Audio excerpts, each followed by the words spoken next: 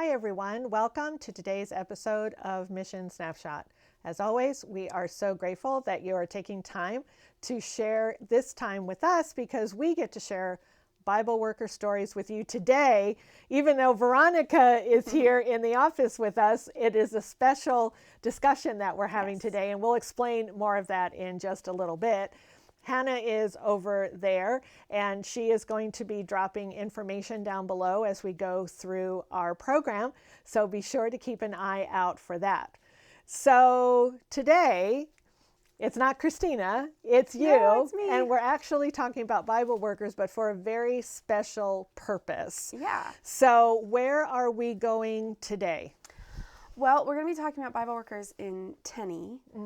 And the reason that we're going to be doing that is because we have a very special project here at our home church, South Bay SDA Church, and it involves these Bible workers. Right. So we're going to talk about that. So at our church, we are very evangelistic oriented, missions oriented, and so we really wanted to we've been focusing a lot of evangelism here in our area, but we wanted to, reach out further and wanted to get the whole church involved in a foreign missions project. Right. And so we started discussing what that would look like. How would we do that? Can we actually send somebody somewhere? Right. What are the options? And so John Wood, who is part of our church, had just spoken with someone who said, hey, maybe we need some help over here. Yeah. And he thought maybe that would be something that our church would be interested in. So this year, in January of 2020, we took a group of people over to India for a mission trip to Erode. And we had a number of our church members from South Bay go, but we also had people from around the globe actually join us there. And after there was the mission trip, a smaller group of the team kept going, and they were actually over in Chennai, from where Erode is, for the India TV studio opening. Right. And we've done a mission snapshot on the India TV studio opening, and if you are interested in that, Hannah's going to drop a link below to that particular mission snapshot so that you know the context that we're talking about. But while they were there for the opening, John was talking with a conference official who was talking about some of the unentered areas, because he knew that John works for Jesus for Asia, and that one of the things that we really love to support are the Bible workers. So in that conversation, our conference official directed us to the Theni Periyakalam area, which you can see on this map is down in the southern part of Tamil Nadu, and it's along the border with the state of Kerala. And in that area, there were no Adventist churches. Right. And so John had the idea, knowing that South Bay was interested in connecting overseas, that he would come back, and he offered them, here's an unentered area that we could put Bible workers in. And so he presented that at a church board meeting. He did. So we were in church board and we were discussing this further, how it would look. And John presented this option, and we thought about it, prayed about it, tried to figure out how, it was a little bit easier because we have him as a connection. Right. So it's like, okay, this is an area we can figure out how to work there because he has some connections already. But, still a lot of questions. So there was some prayer, and then we thought, okay, let's take this to the church and see what the church as a whole feels about doing this. And so we did. We had a business session with the church and talked about these options. And the church decided that this is a wonderful opportunity. And hopefully in the future we can actually send some of our members over and see how things are going. But we wanted to, as soon as possible, get involved and help launch some Bible workers there so that they could start working. So we were able to put 10 Bible workers in Theni, and the church board voted that right before all the lockdowns occurred. Yeah. So it was voted in, I want to say it was the March board meeting. Which is early March. And we said, yes, we're going to do this. And we figured out how we were going to do the funds and give it a couple months to accrue the amount of funds we needed to get them started. So officially they were going to start, I believe, May was, because I think we were going to hold off for 2 months of just getting funds 2 or 3 together. months. It was going to be the May or June. Right. And then we had someone else come forward and say, you know what, just get them started. I'll make sure it's covered. Right. And so we basically were able to say, okay, go work. But before we could really say that and send any funds, lockdowns. Right. And so we just thought, okay, it's all on hold. It is. We were all disappointed that we had built up this momentum with the church and with the Theni conference and everything, and then there was nothing. So we were quite sad. With the lockdowns, you can't, we couldn't get money in. I mean, it's very difficult to still do that. The funding couldn't get in because the conference workers were not able to work in order to process the funds out to the Bible workers. So we were quite sad about that. And then in the May time frame, John sent an email to the director of the Theni conference and said, when do you guys think that you might be able to, based on the lockdown status in India, when could these Bible workers start working? Because we'd really like to tell something to the South Bay congregation who are sponsoring this. And the conference official said, well, what are you talking about? They're already working.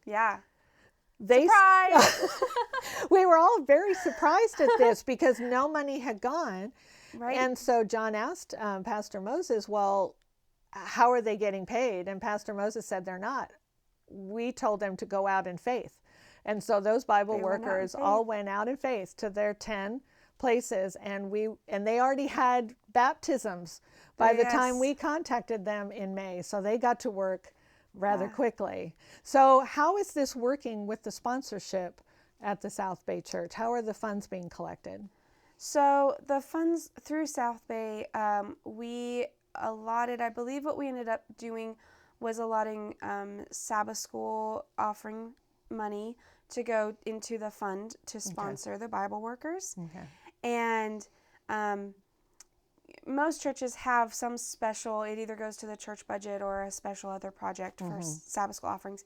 So we just decided it would be, God's providing for our church budget. He's providing enough for everything we need. So let's, instead of putting that into our budget, let's just put that for missions. And so that's what we did. And so far, it seems to be working very well. And we've had enough funds to support them.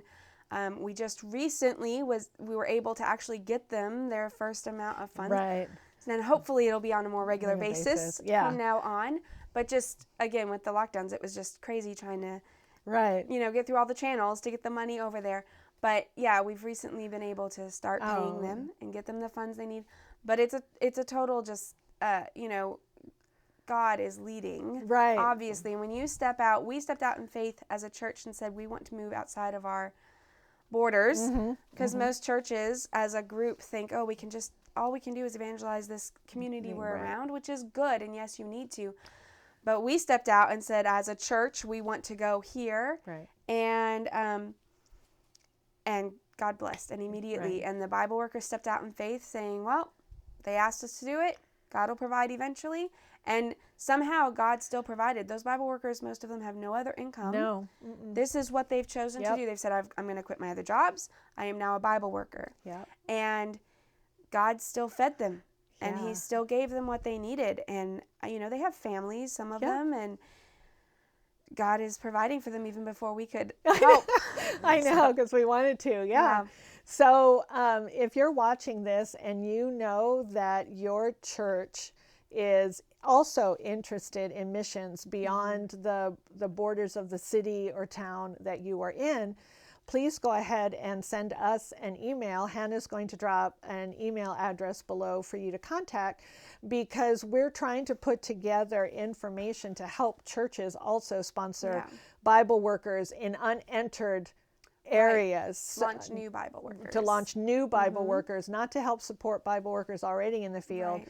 but to locate those areas that are unentered, and your church could be part of setting up Bible workers in a brand new area, just like South Bay did with Theni. And so please do contact us if your church is interested. Again, we're trying to put together the information, not quite together yet, but if you email us, then we can have a conversation about your interest and see what God can do through your church. Yes. So we have some stories from Theni that we want to share and not just talk about them. So, Right. Okay, so who's our first Bible worker? We have a few stories, and I'm going to slaughter names. So I will probably just say a female or male Bible worker because otherwise it will sound horrible. But I have 4 stories that I'd love to share. And we've gotten a lot of stories, and it's wonderful to see how many people are reaching out and need prayer and just communication, and it's great. Right. So my first story is about a woman. She's 48 and married, but her husband was an alcoholic and very abusive, and not. I mean, we say it a lot here, like, oh, well, are you a happy drunk or are you not a happy? But unfortunately, there's not a lot of happy drunks that I hear about in India. And so she, it was a very hard life with her and her kids. And her kids, because of the drinking and I'm sure the atmosphere at home, they were very disobedient, very disrespectful to her. Yeah. So it was very hard. And when she met the Bible worker, the Bible worker just, the woman told about her life, and the Bible worker just kept encouraging her and giving her hope, and started talking to her about God. And, well, God can change anything. Right. God can change character. God can change habits. God can overcome addictions. And they talked about how Jesus died for her on the cross. They talked about his resurrection. And she quickly started believing that God could actually help her. And they talked especially about if we confess our sins, God will forgive you and he will help you overcome those sins. And so they began praying for her husband. The Bible worker would come to her home, prayed over her entire house and her family. And her husband actually stopped drinking. And his behavior completely changed, and the kids started being more respectful. And after seeing these changes and having been prayed over. And so her family still needs a lot of prayer. When you make changes like that, it's not easy to maintain. No, it's true. And we don't want them to get discouraged if they slip back a little bit. But, God is definitely working in her family now. And there's there's a good connection with the Bible worker. That's great. It's amazing to see how God can go into situations like that and do a complete and total change, because then that speaks to the community at large as well, because the whole community knows about this husband. I'm sure that their neighbors and their community have seen the changes, so yes, it's a great influence to everybody. Okay. So that's wonderful. So then we have another woman. She's a Hindu lady. And it seems like that people there are very eager, almost starved for friendship or communication, because it seems to, and I'm just going by what information I get, and I hope one day to actually meet them in person. Know. But they're very eager to talk about their life and who they are. And so she was sharing about her life, and just that she's married and she has 2 kids. They had a boy and a girl. And they are, they're older and they got married. Sadly, her daughter recently committed suicide. Oh, no. And so she was struggling with this. And at the same time dealing with that, found out she started feeling really sick. And didn't know what was wrong, and goes to the hospital to try and find out what's going on. They're like, oh, well, you have some kidney and liver issues, and you really need an operation. And they can't afford that. No. And she's like, what am I going to do? And so, she goes home and speaks with the Bible worker, and they start praying about it. And she decided, I'm not going to pray for money. I'm going to pray that Jesus will heal. And so she believed that God, would heal her or take care of whatever issues that she's having, and just put her faith in God. And so far, things are going okay. And, again, another instance where we can continue praying for that family. Yeah. Because they're still struggling with a loss. And, hopefully she is healed by the grace of God. But, if something else were to come up, they still need some comfort and prayer. But she just said, I can't afford this. And, this new friend of mine has said to pray. I'm going to pray. I'm going to just trust in God. And so it's quite amazing to see that new faith. Yeah. And how, eager they are to put it to the test. And they're like, well, they've said this will work. I'm going to do it. That's amazing. I was just thinking that when you were telling the story, for her to come from a Hindu background and then to so explicitly trust in the God of heaven, that's amazing. That faith is from God as well. Absolutely. Yeah. It's great to see. It's very interesting to me because I see this in a lot of the stories, even with the evening schools, where, the people are primarily Hindu background. That's what they know. And you typically think of that as being a religion or a culture where it would be harder for them to change and they would be really set in their ways. But I feel like it doesn't take much for them to see that there is a better way with God. Right. And how eager they are to test it out and to, follow that. So it's very interesting to see. Yeah, good. Great. Okay. Yeah. So then we have another story. This lady is, she's 27, and she approached the Bible worker and came for counseling because she also was married to someone who unfortunately liked his alcohol. Yeah. And she really needed prayer for her family. The husband would beat her on a regular basis. And even after the police intervened, he would still be very violent. And she couldn't keep herself, there was no protection. Right. And so there was always a shortage of money because he would spend his money on alcohol. And she was it was hard for her to take care of her kids and her husband with all these problems. And he would contact other women, even though they were married. And so it was just a very, difficult situation. Yeah. And so she began praying with the Bible worker.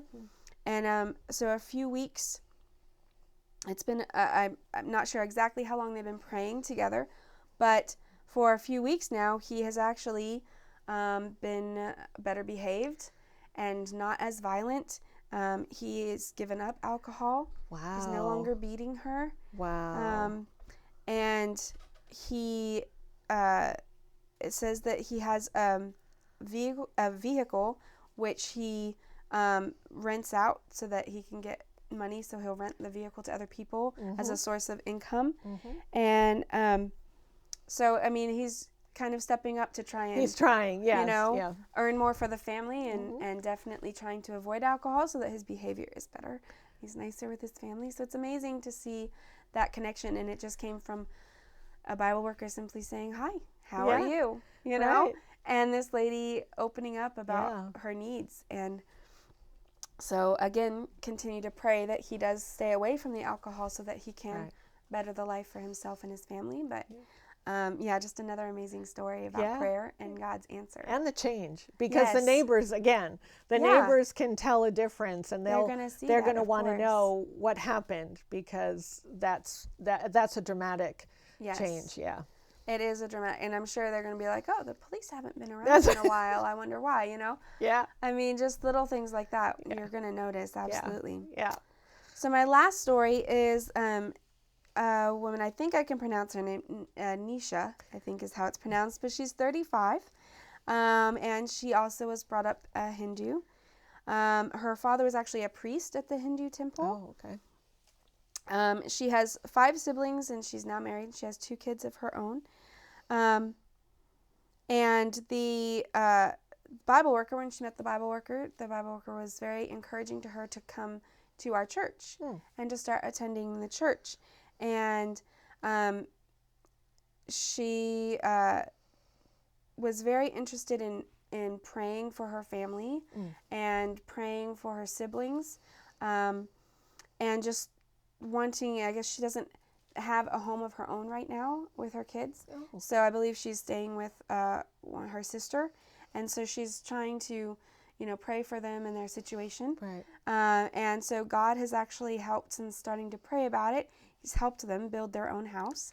Wow. So now her and her 2 children have their own place, and they are wanting to be baptized. They're getting ready to be baptized into the church. Wow. And so very sincere, need and wanting to pray for her family. And again, a very strong Hindu background, even a father who's a priest in the Hindu temple. Right. And so kind of like, in our church, if you're a pastor's kid, there's more pressure on you. Right. There just is, to be, grow up a certain way and be this way, be that way. So I would assume that it was kind of the same for her, I would think. Yeah. That's not just learning the religion all your life. That's like you're part of it. And so for her to reach out and say, oh, well, I kind of like this church over here, and my new friend has been telling me about this place and this way of praying, and, just embracing that, and again, instantly seeing God helping them with a need they had to have their own home. Absolutely. And help in their families. So. Absolutely. Well, thank you so much for bringing us these stories, and thank you for helping us to share the story of South Bay and the possibilities of a church adopting a group of Bible workers to go into unentered territories, because South Bay can join in the joy of these stories, because their offerings are helping to pave the way for the changed lives that we're looking at. So I really appreciate you sharing that with us. I'm glad to share it, and I just think that understanding how Bible workers work is so important, because there's so many areas, especially in the countries that need reached most, who have the most unreached people. A lot of those areas, a foreign missionary can't go there. Right. You can't stay there long term in a lot of these places. And so it's really important to understand how a Bible worker works and how you can support them. And so even without the opportunity of going there long term, you can still make sure that these people are being reached and doing God's work. That's true. Well, thank you so much for being here and sharing with that. And if you are interested in, if you're interested in your church sponsoring a group of Bible workers in an unentered area, be sure to send us an email. If you are interested in supporting Bible workers in general, we will drop a link down below to our donation page for Bible workers. We also invite you to go to our website at jesusforasia.org, and there you can see all the projects that come under the Jesus for Asia umbrella. We have over 60, and we would love to have your partnership with us in helping to reach those who need to hear about Jesus. So please do check out our website. If you are watching this on YouTube, we invite you to subscribe to our channel. If you're watching this on Facebook, we invite you to like our page. That way you will know when we are coming to you with these stories of evening schools and Bible workers and other projects. And we'd love to have you join us. So please do subscribe and like. Thank you for joining us. This has been your Mission Snapshot.